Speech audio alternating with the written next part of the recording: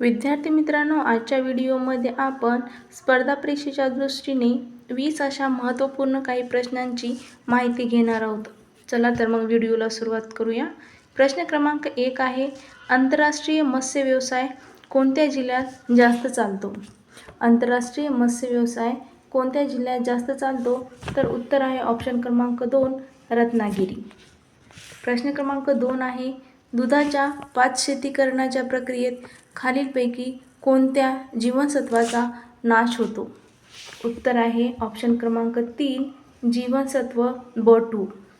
जीवनसत्व B2 या जीवनसत्वाचा दुधाच्या पाचशेतीकरणाच्या प्रक्रियेत नाश होत असतो. प्रश्न क्रमांक 3 आहे, पाश्चरायझेशन पद्धत सन 1895 मध्ये खालीलपैकी कोणत्या शास्त्रज्ञाने शोधून काढली? उत्तर आहे ऑप्शन क्रमांक 3, लुईस पाश्चर. लुईस पाश्चर या शास्त्रज्ञाने पाश्चरायझेशन पद्धत 1895 मध्ये शोधून काढलेली आहे. प्रश्न क्रमांक 4 आहे, राष्ट्रीय पशुधन अभियान कोणत्या वर्षी सुरू करण्यात आले? उत्तर आहे ऑप्शन क्रमांक 4, 2014 ते 2015 मध्ये राष्ट्रीय पशुधन अभियान सुरू करण्यात आले. प्रश्न क्रमांक 5 आहे, जास्त पावसाच्या प्रदेशात शेतकामासाठी उपयुक्त बैल कोणता? तर उत्तर आहे ऑप्शन क्रमांक 2, खिल्लार. खिल्लार या बैलाचा वापर जास्त पावसाच्या प्रदेशात होत असतो. प्रश्न क्रमांक 6 आहे, कोणते मूलद्रव्य पिकांचा जोम व रोगप्रतिकारक क्षमता वाढवते? कोणते मूलद्रव्य पिकांचा जोम व रोगप्रतिकारक क्षमता वाढवते? उत्तर आहे ऑप्शन क्रमांक 3, पालाश. प्रश्न क्रमांक 7 आहे, जमिनीच्या कणांमध्ये सर्वसाधारणपणे किती टक्के हवा आणि पाणी असते?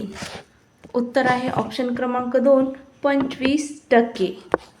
प्रश्न क्रमांक 8 आहे, खालीलपैकी कोणते पीक विभक्तलिंगी आहे? खालीलपैकी कोणते पीक विभक्तलिंगी आहे? तर ऑप्शन बघून घ्या, पपई, केळी, गाजर आणि आंबा.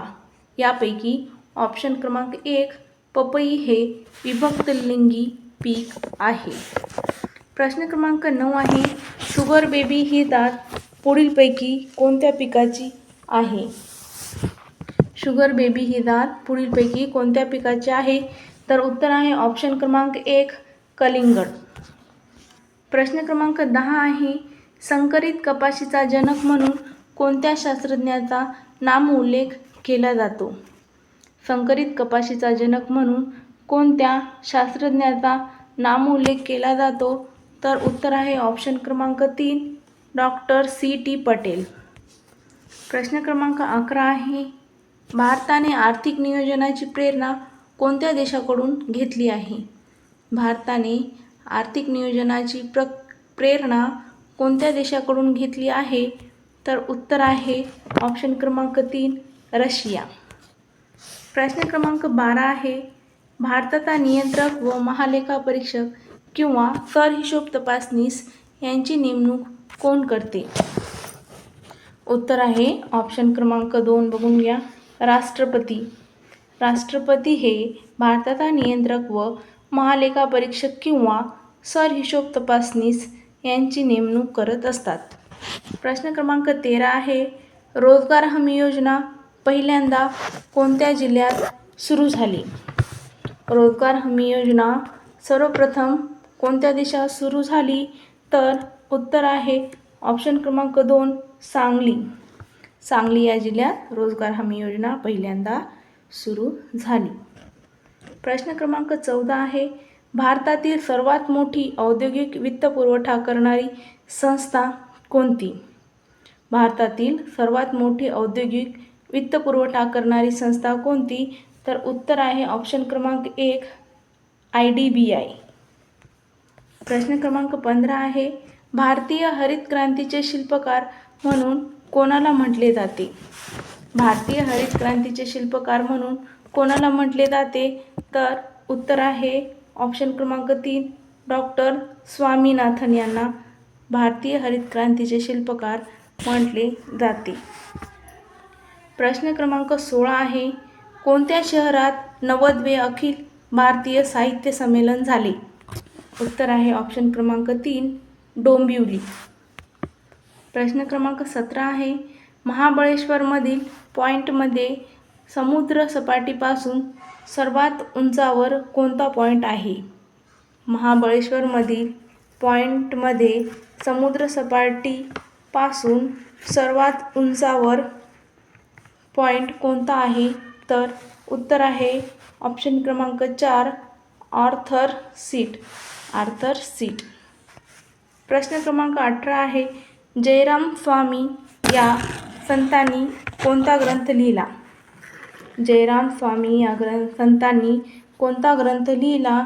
तर उत्तर आहे ऑप्शन क्रमांक 2 यथार्थ दीपिका हा ग्रंथ जयराम स्वामी यांनी लिहिलेला आहे. प्रश्न क्रमांक 19 आहे, साताऱ्याचे अजिंक्यतारा किल्ल्यात सर्वप्रथम मराठ्यांच्या राजधानीचा मान कोणी दिला? साताऱ्याच्या अजिंक्यतारा किल्ल्यात सर्वप्रथम मराठ्यांच्या राजधानीचा मान कोणी दिला? तर उत्तर आहे ऑप्शन क्रमांक 3 छत्रपती राजाराम राजे. प्रश्न क्रमांक 20 आहे, नवी मुंबई येथील कोणत्या एकात्मिक अत्याधुनिक वसाहतीसाठी सिडको व चायना डेव्हलपमेंट मध्ये करार झाला? नवी मुंबई येथील कोणत्या एकात्मिक अत्याधुनिक वसाहतीसाठी सिडको व चायना डेव्हलपमेंट मध्ये करार झाला? तर उत्तर आहे ऑप्शन क्रमांक 3 नैना सिटी. प्रश्न क्रमांक 21 आहे, कोणत्या प्रोजेक्ट अंतर्गत महाराष्ट्र शासनाने 28,000 ग्रामपंचायती डिजिटल केल्या आहेत? उत्तर आहे महानेट. ऑप्शन क्रमांक 2 बघून घ्या. महानेट या प्रोजेक्ट अंतर्गत महाराष्ट्र शासनाने 28,000 ग्रामपंचायती डिजिटल केल्या आहेत. प्रश्न क्रमांक 22 आहे, मॅकमोहन लाईन ही भारत आणि चीन यामधील आंतरराष्ट्रीय सीमारेषा खालीलपैकी कोणत्या राज्याला लागून आहे? उत्तर आहे ऑप्शन क्रमांक 2 बघून घ्या. अरुणाचल प्रदेश या राज्याला लागून मॅकमोहन लाईन ही भारत आणि चीन यामधील आंतरराष्ट्रीय सीमारेषा आहे. प्रश्न क्रमांक 23 आहे, संत तुकडोजी महाराज यांचा गुरुकुंज आश्रम कोठे आहे? संत तुकडोजी महाराज यांचा गुरुकुंज आश्रम कुठे आहे? तर उत्तर आहे ऑप्शन क्रमांक 4 मोझरी. प्रश्न क्रमांक 24 आहे, राजमाता जिजाऊ साहेब यांचे जन्मस्थान असलेले सिंदखेड राजा हे ठिकाण कोणत्या जिल्ह्यात आहे?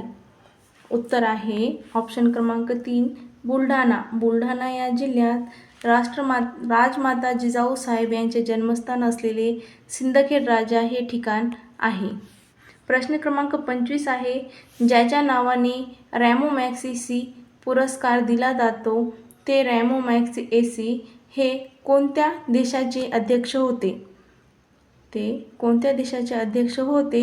तर उत्तर आहे ऑप्शन क्रमांक 2 फिलिपाईन या देशाचे अध्यक्ष हे रॅमो मॅग्सेसे हे पुरस्कार दिला जाणारे रॅमो मॅग्सेसे हे होते. व्हिडिओ आवडल्यास व्हिडिओला लाईक करायला विसरू नका आणि माझ्या चॅनलला सबस्क्राईब नक्की करा. थँक्यू.